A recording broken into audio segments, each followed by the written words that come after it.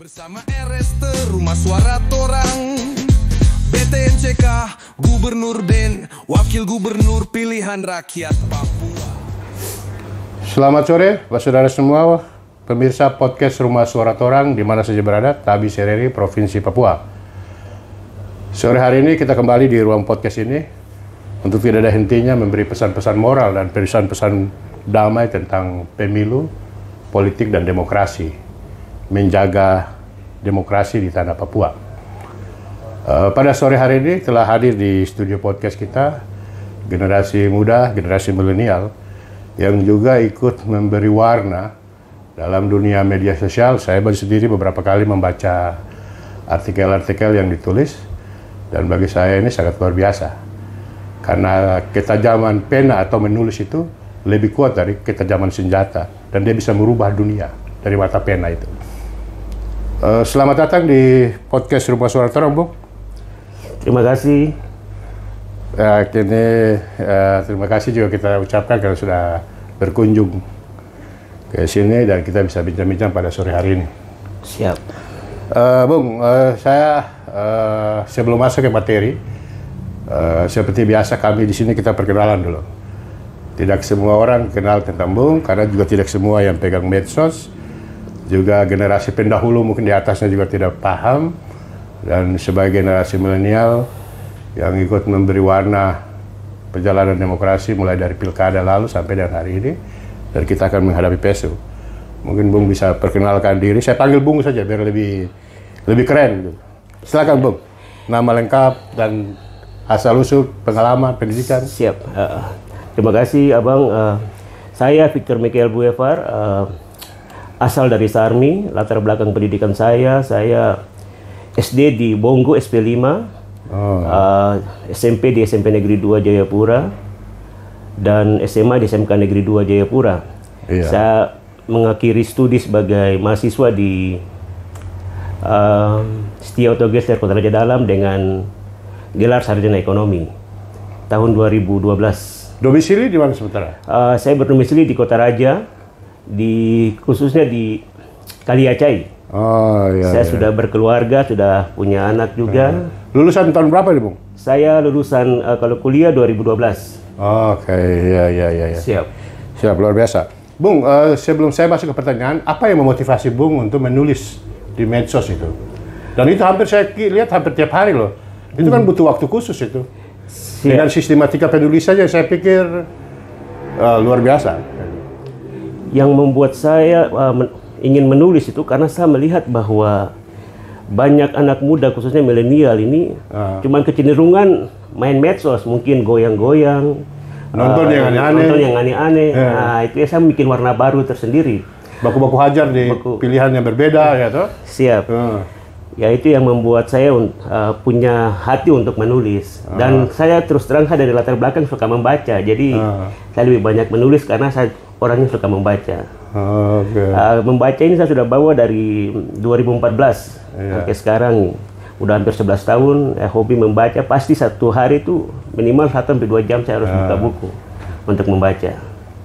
Seperti kata bijak itu, perpustakaan adalah jendela dunia. Untuk membuka jendela itu membaca. Ya. Luar biasa. Bung, ini saya mau tanya pandangan Bung sebagai generasi milenial yang eksis dengan memberi tulisan-tulisan yang mencerahkan bagi kita semua. Bagaimana Bung melihat peran generasi milenial? Karena tidak semua orang kayak Bung loh. Yang saya lihat di medsos ketempunya, apalagi masuk di pemilu ini, satu hajar satu, udah. Baku hajar langsung keluar masuk grup, kayak macam-macam lah. Sebenarnya apa sih yang harus dilakukan oleh generasi muda, generasi milenial menghadapi pemungutan suara ulang ataupun proses pemilu yang sedang berlangsung? Iya, kita sebelum bicara lebih jauh, kita harus tahu milenialnya apa dulu. Kita ada di tengah-tengah generasi antara milenium, kita milenial dan ada Gen Z sekarang. Jadi kalau dong bilang milenium ini mungkin di era abang dorang dari 1981 sampai 1996 itu milenium. Kalau kita dari 1987 hingga 2012 itu milenial. Dan ke atas ini sudah Gen Z. Kita menjadi kaum milenial ini kenapa harus lebih berperan aktif? Karena kita harus menjadi sumber agen transformasi yang baik untuk yang milenium dan juga milenial. Masa transisi. Masa transisi ini. Jadi ya kita perlu lebih banyak bergerak untuk memberikan satu instrumen baru ya dalam pilkada ini dengan hadirnya kaum milenial dalam PSU ini, Bang. Siap. Oke. Baik, Bung. Lalu begini, terkait dengan literasi digital, kan generasi Bung dan Gen Z ini kan jalan kemana-mana HP Android, mengupdate, menulis dan membaca dan macam-macam lah. Tapi tidak semua orang punya kepedulian terhadap pemilu. Padahal pemilu itu adalah pintu perubahan dan itu perubahan itu milik generasi milenial dan generasi Z. Lalu dalam hal literasi digital ini apa yang mestinya dilakukan oleh gen milenial tadi itu? Ya, yang pertama harapan saya sebagai gen milenial ini kita harus menjadi satu agen pemberian pencerahan tentang apa itu pilkada yang baik. Karena kita lihat sekarang ketertarikan, apalagi izin Abang, PSU yang cukup jauh ini membuat peminat juga menjadi kurang untuk ke TPS nanti. Sehingga peran-peran kami ini yang harus bisa membawa bagaimana milenial dan juga Gen Z dan milenium untuk masih tetap ada hati untuk datang ke TPS nanti. Siap. Iya, karena kalau dalam catatan saya ini, Gen Z dari total jumlah pemilih di Papua 959 orang, itu generasi Z 262.978, 35%. Milenial Bung mereka ini 261.679, 34%. Gen Z dan Gen milenial jika digabungkan 524.657 orang. Kalau dong tidak datang ke TPS, pemilu batal, Pak. Karena legalitas dari keterpilihan seseorang dalam pemilihan di TPS itu 50% plus 1. Nah, mereka ini saja sudah hampir 60% dari total pemilih. Itulah yang menjadi penting. Orang tua generasi kita sampai ke belakang 80-an, 70, 60 itu hanya 226 pemilih. Jadi sangat menentukan generasi milenial ini. Menarik. Lalu Bung, saya mau tanya, dengan ini kan pemilu pertama di Papua setelah pasca DOB. Menentukan gubernur pertama untuk Tabi Serere, menentukan DPR pertama untuk Tabi Serere 2004 kemarin, dan kemudian MRP sendiri, dan itu semua macam-macam. Dari pemilu ini, dua mata rantai ini, eksekutif maupun legislatif. Bagaimana tanggapan Bung pasca DOB ini? Apakah kita lebih bagus kah? Atau, wah ini kayak dulu saya boleh? Begitu kira-kira bagaimana tanggapan generasi milenial? Yang pertama, DOB ini tidak menjawab apa itu kerinduan orang asli Papua. Itu yang harus diingat itu. Ya, ciri-ciri kita orang gen milenial ini kita agak sedikit kritis juga sebenarnya kalau kita baca-baca itu. Jadi DOB ini tidak menjawab apa itu yang orang Papua mau. Karena gitu ada DOB, apa yang kita dapat dampaknya buat kita orang. Khususnya kami kaum milenial ini, misalnya kita lihat satu hal yang saya lihat secara umum ini, perekrutan ASN. Ini kan dibuka secara luas. Jadi peluang-peluang kita yang di Papua yang mungkin minim pendidikan ya, minta maaf. Ini kan menjadi bahan-bahan juga yang membuat kita paling tidak akan masuk di ASN. Yang berikut, sekolah-sekolah kedinasan ini, IPDN dan segala macam ini kan bilang buat orang Papua, tetapi kan di lapangannya lain. Beda-beda. Jadi ya menurut saya DOB ini tidak menjawab apa itu yang jadi kerinduan orang asli Papua. Tapi kan di dalam DOB ini turunan dari Otsus. Lalu dalam Otsus sendiri ada BP3OKP, Badan Percepatan Pengarah Pembangunan Papua. Itu ada manfaatnya juga. Ada perannya terasa tidak atau malah tidak tahu? Saya secara pribadi saya tidak lihat peran-peran dari BP3OKP ini. Mungkin ya mereka bergerak tanpa ada publikasi, karena kan kita gen milenial ini kan cuma lihat di media terus. Mungkin ada beberapa yang mungkin keluar di Cepos. Tapi saya lihat bahwa sekali lagi peran adanya DOB ini tidak menjawab apa itu yang menjadi kerinduan kita. Oke, ini tanggapan milenial. Jadi kalau beda pandangan, jangan emosi lah. Baik Bung, dengan adanya DOB muncul juga, terutama dalam pilkada gubernur ini, isu-isu yang cukup mengental, yaitu local pride, hak kesulungan, kearifan lokal, harus orang Tabi Sereri, sebagai putra Tabi, ada di Tabi, sekolah kecil, besar, dan ada di Tabi. Melihatnya apakah itu layak atau tidak layak, pantas, tidak pantas? Karena ini kan regulasi yang tidak diatur dalam undang-undang tentang hak kesulungan. Iya, terima kasih. Kalau kita bicara mendasar tentang apa itu hak kesulungan, itu hak yang harus benar-benar dimiliki oleh orang-orang pribumi. Ya. Misalnya, kalau kita bilang hak kesulungan cuma di atas kertas saja percuma, ya. Karena di lapangannya lain. Ya. Kita bilang ya hak kesulungan bahwa nanti penerimaan ini sekian orang asli Papua. Ya itu cuma contoh, tadi di lapangannya tidak ada sama sekali. Ini juga kan menjadi kesenjangan, membuat kita tidak percaya tentang apa itu demokrasi. Yang seharusnya menjadi wadah dari kita masyarakat, ya kedaulatan harus di tangan rakyat. Ya. Demokrasi adalah dari kita untuk kita oleh kita. Iya. Dan pemerintah mengelola itu untuk kepentingan masyarakat umum. Tapi dengan isu yang sekarang ini, menurut Bung harus Tabi Sereri atau yang penting Papua lah? Iya, kalau saya pertama, Tabi Sereri ini ada bagian penghargaan kita. Ya. Bukan keharusan, tapi ini kewajiban kita. Kita memberikan bagaimana penghormatan kita kepada orang yang benar-benar berasal dari Tabi Sereri. Kenapa? Orang-orang yang berasal dari Tabi Sereri, dia tahu apa itu kebutuhan-kebutuhan dari daerahnya. Kalau orang yang tidak berasal dari wilayah Tabi Sereri, dia pasti tidak memahami apa itu kebutuhan-kebutuhan mendasar dari wilayah adat itu sendiri, Abang. Jadi perlu ada kesadaran tadi, kembali ke demokrasi tadi, supporting system. Vox Populi, Vox Dei, suara rakyat, suara Tuhan. Termasuk rakyat Tabi dan rakyat Sereri. Dan juga masyarakat Nusantara. Nah, masyarakat Nusantara kayak saya kan, gubernur, wakil gubernur harus orang asli Papua. Nah, dalam hal kekhususan Papua ini juga harus ada kekhususan-kekhususan yang ada di kamar-kamar, karena masing-masing punya kamar. Seperti kata Pak BTM kan, saya berdiri di sini untuk ketemu semua. Di dalam itu ada kamar-kamar, gitu. Baik, menarik Bung. Lalu saya mulai agak menikung ini.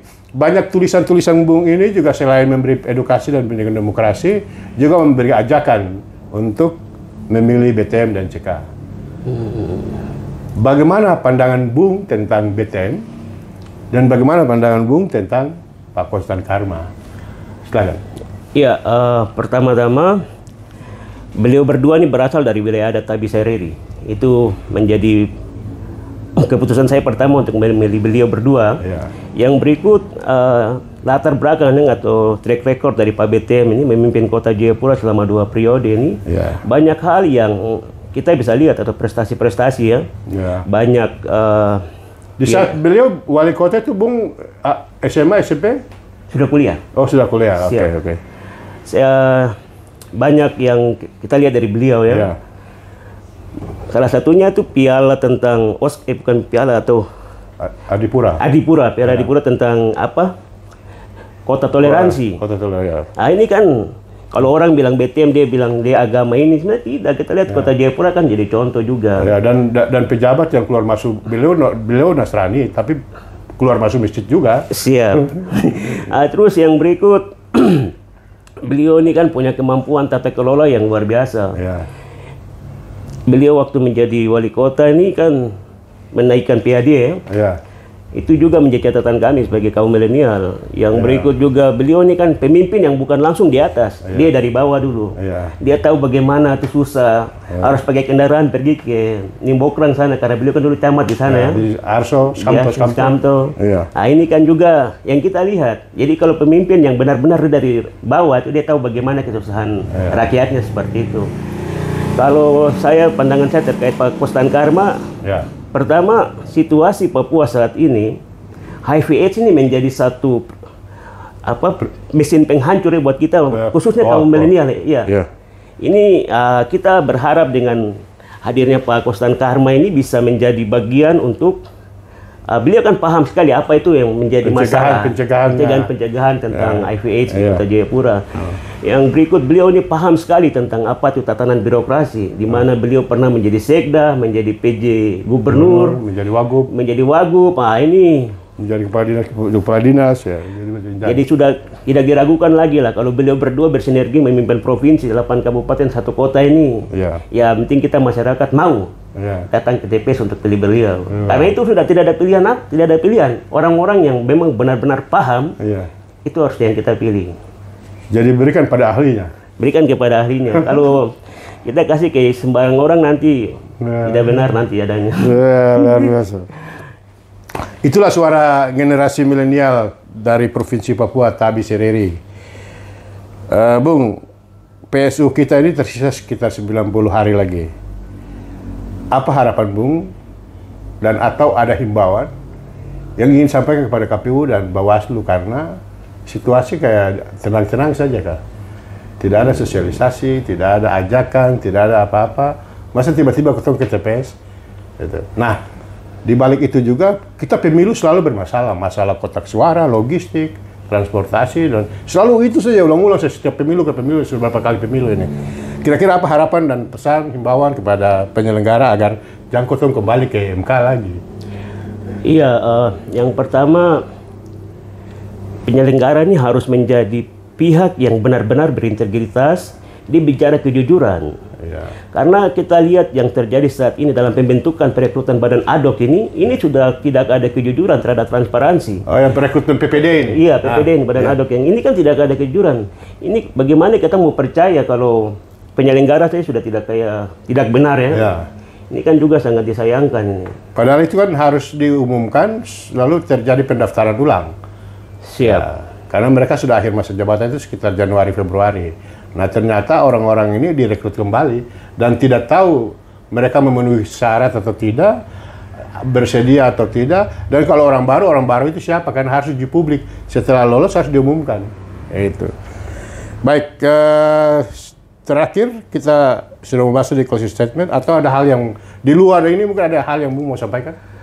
Iya, mungkin saya mau sampaikan sedikit untuk teman-teman milenial. Ya. Pertama, kita harus menjadi bagian atau agen yang bisa menyalurkan informasi-informasi yang baik kepada masyarakat luas.